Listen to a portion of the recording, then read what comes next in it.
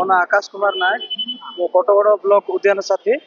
ଆଉ ଆମର ଦାବି ଅଛି ମାସିକ ହିସାବରେ ଆମକୁ କେମିତି ପ୍ରାପ୍ୟଟା ମିଳିବ। ଆମର କାମ ହେଉଛି କିନ୍ତୁ ଆମେ ବର୍ଷ ସାରା ଦରମା ପାଇପାରୁନୁ।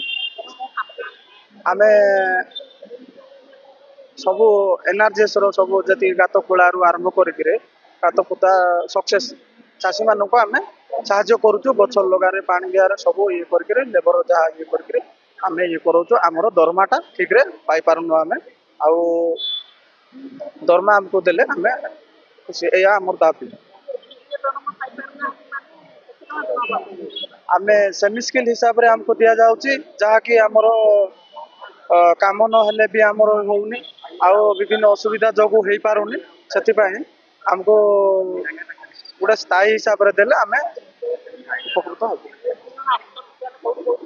ଆମ ଅଲ୍ ଓଡ଼ିଶା ଉଦ୍ୟାନ ସାଥୀ ସବୁ ଆସିଛୁ। ଆମେ ସବୁ ଆମର ସବୁ ବ୍ଲକରୁ ପ୍ରାୟ ଆସିଛନ୍ତି। ଆଉ ସରକାରଙ୍କୁ ଆମର ଦାବି ଏଇଆ ଯେ ଆମର ମାସିକ ହିସାବରେ ଦରମା ଦେଲେ ଆମେ ଖୁସିରେ ଆମର ନିଜ ପରିବାର ଚଳେଇ ପାରିବୁ। ମୋ ନାଁ ବିଷ୍ଣୁଚରଣ ଦାସ। ମୁଁ ଗଞ୍ଜାମ ଜିଲ୍ଲା ଗଞ୍ଜାମ ବ୍ଲକରୁ ଆସିଛି। ଆଉ ଆମର ଉଦ୍ୟାନ ସାଥୀ ସଂଘ ତରଫରୁ ମୁଁ ଜଣେ ସମ୍ପାଦକ ଅଛି।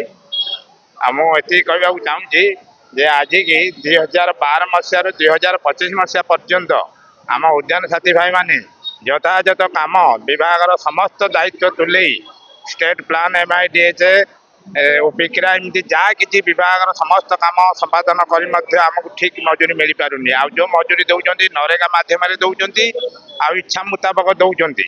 ଏ ବିଷୟରେ ଆମେ ସରକାରଙ୍କୁ ପୂର୍ବେ ଜଣେଇଛୁ, ଆଉ ବିଭାଗୀୟ ଅଧିକାରୀମାନଙ୍କୁ ବି ଜଣେଇଛୁ, କିନ୍ତୁ ସେମାନେ ହଁ ହାଁ କରି ରହିଛନ୍ତି। ଆଉ ବର୍ତ୍ତମାନ ଆମେ ବର୍ତ୍ତମାନର ସରକାରକୁ ଜଣାଉଛୁ ଯେ ଆମ ପିଲାଙ୍କର ଭବିଷ୍ୟତ ଆଉ ଆମମାନଙ୍କର ସ୍ଥାୟୀ ନିଯୁକ୍ତି ପାଇଁ କିଛି କରିବେ। ଆଉ ଆମେ ଶାନ୍ତି ଶୃଙ୍ଖଳା ଭାବେ ଏଇ ବିଷୟବସ୍ତୁ ଜଣାଇବା ପାଇଁ ଆଜି ଏଇ ଗଣଧାରଣା ବସିଛୁ। ଆମର ଦାବି ହେଉଛି, ଆମେ ତ 5-7ଟି ଦାବି ରଖିଛୁ।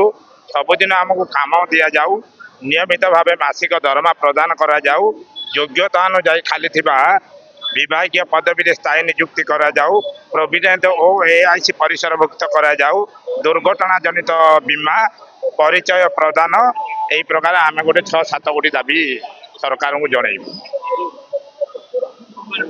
ଡିଷ୍ଟ୍ରିକ୍ଟର ବର୍ତ୍ତମାନ ଆମେ ବିଗତ ଆଗାମୀ 2012 ମସିହାରୁ ଆମେ କାର୍ଯ୍ୟ କରି ଆସୁଅଛୁ। ମଧ୍ୟ ଏବେ କାର୍ଯ୍ୟ କରିବା ବିଷୟରେ ଗଭର୍ଣ୍ଣମେଣ୍ଟର ବହୁତ ସାରା ସ୍କିମ୍, କିନ୍ତୁ ପ୍ରଥମ କାମ ହେଲା ଆମ ଯେଉଁ NRGS ଯେଉଁ ନରେଗା ଅଛି, ଆମେ ସେମି ସ୍କିଲ୍ ଅଣ୍ଡରରେ ଯେଉଁ ଦରମା ଦେଉଛନ୍ତି, ଯେଉଁଟାକି ଆମର ଅର୍ଦ୍ଧକୁଶଳୀ ଶ୍ରମିକ ଯେଉଁ ଦେଉଛନ୍ତି ଆମକୁ ମାସକୁ ବର୍ତ୍ତମାନ ପର ଦିନ ହିସାବରେ ମଜୁରୀ 500 ଟଙ୍କା ଦେଉଛନ୍ତି। ସେଇ ହିସାବରେ ସବୁଦିନ ବି କାମ ହେଉନି, କିଛି ଦିନ କାମ ହେଉଛି। ଯାହାପରେ ସେଇ କିଛି ଦିନ ବି ସମ୍ପୂର୍ଣ୍ଣ ଭାବେ ସରକାର ଦେଉନାହାନ୍ତି ଆମକୁ। ଯୋଉ ଦେଉନାହାନ୍ତି ସେଇଟା ତ ଯାହା ରହୁଛି ଆମର ଗୋଟେ ବହୁତ ଗୁଡ଼ିଏ ସମସ୍ୟା ରହୁଛି। NRGS କାମ ହେଲା, ଆମର NRGS କାମ ସବୁ ଦେବା କଥା, ଗଭର୍ଣ୍ଣମେଣ୍ଟ ସେଇ କାମ ବି ଠିକ୍ରେ ଆସୁନି। ପେମେଣ୍ଟ ହେଲା, ଲୋକଙ୍କୁ କହୁଛନ୍ତି ଆମର ଦେବାକୁ 100 ଦିନ କାମ, 100 ଦିନ କାମ ପରେ ମଧ୍ୟ ଲୋକ ବି ପେମେଣ୍ଟ ପାଉନାହାନ୍ତି। ତାପରେ ଲୋକ ପେମେଣ୍ଟ ନ ପାଇଲେ ଆମେ ବି ହଇରାଣ ହେଉଛୁ। ଆମର ଯେଉଁ ଡିଷ୍ଟ୍ରିକ୍ଟରେ ଅନ୍ୟ ସବୁ କାମଟା ଅଛି, ଯେହେତୁ ଗଭର୍ଣ୍ଣମେଣ୍ଟ ଷ୍ଟାଫ୍ କ'ଣ ସମସ୍ତଙ୍କର ଅଭାବ ସବୁ ଅଫିସରେ ଯେକୌଣସି ଆମର ସ୍କିମ୍ ରହିଲା, ପନିପରିବା ଚାଷ, କଦଳୀ ଗଛ, ସେଇ ସ୍କିମ୍ର ଯେଉଁ ସମସ୍ୟା ଷ୍ଟାଫ୍ କରିବାର ସେଇ କାମ ଆମକୁ ଦିଆଯାଉଛି।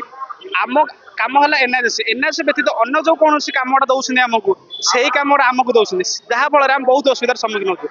ଠିକ୍ ସାମାନ୍ୟ ଆମେ ଦରମା ବି ଠିକ୍ରେ ଆକ୍ଚୁଆଲି ଦେଉନାହାନ୍ତି। ଦରମା ଆମର ସେମି ସ୍କିଲ୍ ଯେଉଁ ଦେଉଛନ୍ତି 500 ଟଙ୍କା, ସେଇ 500 ଟଙ୍କା ଦେଇକି 2ରୁ 3 ମାସ ଦେଇ ଦେଉଛନ୍ତି। ତାଦ୍ୱାରା ବର୍ଷ ସାରା କାମ କରିବାକୁ ପଡୁଛି। ସେଇ ଯେଉଁ ବର୍ଷ ସାରା କାମରେ ଆମେ ପୁଣି ଆଜି ଅଛୁ ବ୍ୟାଚଲର ଅଛୁ, କାଲି ତ ପୁଣି ମ୍ୟାରେଜ୍ କରୁ, ଆମେ ପରିବାର କେମିତି ଚଳୁ? ଗୋଟେ ସରକାର ଲକ୍ଷ ଲକ୍ଷ ଟଙ୍କା ଦରମା ପାଉଛନ୍ତି, ଗୋଟେ MP ସିଏ ଗୋଟେ ପାର୍ଲାମେଣ୍ଟରେ ବସି ଦରମା ପାଉଛନ୍ତି, ଗୋଟେ ଟିଚର ସିଏ ବି ପାଉଛନ୍ତି, ଆଶା ଦିଦି ଅଙ୍ଗନବାଡ଼ି ସମସ୍ତେ ଆମେ କ'ଣ କରୁଛୁ? ମାନେ ହଠାତ୍ ଏତେ ଦରମା ଥାଇ ଭ୍ୟାକେନ୍ସି ଅଛି, ଫିଲ୍ଅପ୍ ନାହିଁ, କିଛି ନାହିଁ। କ'ଣ ସରକାର ଏତେ ସାରା କ'ଣ ବୁଝୁଛି? ଆମର ସରକାରଙ୍କୁ ଦାବି ଗଲେ ଦେଖନ୍ତୁ ବହୁତ ସାରା କହିଲୁଣି। ଯଦି ଆଜି ସାମାନ୍ୟ ରୂପରେ ଆମେ ନେଇଛୁ, କିଛି କରିବାକୁ ଚାହୁଁଛୁ, ଆମେ ଜଷ୍ଟ ସରକାରଙ୍କୁ ଜଣେଇବାକୁ ଚାହୁଁଛୁ ଆମେ ଏମିତି ଗୋଟେ ସଂସ୍ଥାରେ କାମ କରୁଛୁ, ଆମକୁ କିଛି ଆମର ଦାବିଟାକୁ ଗ୍ରହଣ କରୁଛୁ। ଆମର ଦରମା ହେଲା, ଆମର ଦାବି ହେଲା ଆମକୁ ନିଯୁକ୍ତି ପତ୍ର, ମାନେ ସ୍ଥାୟୀ ନିଯୁକ୍ତି। ଆମକୁ ମାସିକ 25,000 ଟଙ୍କା ଦରମା, ଯେଉଁ 100 ଦିନ ଯେଉଁ ମଜୁରୀ ଦେଉଛି ମାନେ ମ୍ୟାଣ୍ଡେଜ୍ ସେଇଟା କାଟିକି ସ୍ଥାୟୀ ନିଯୁକ୍ତି ପ୍ରଦାନ କରାଯିବ।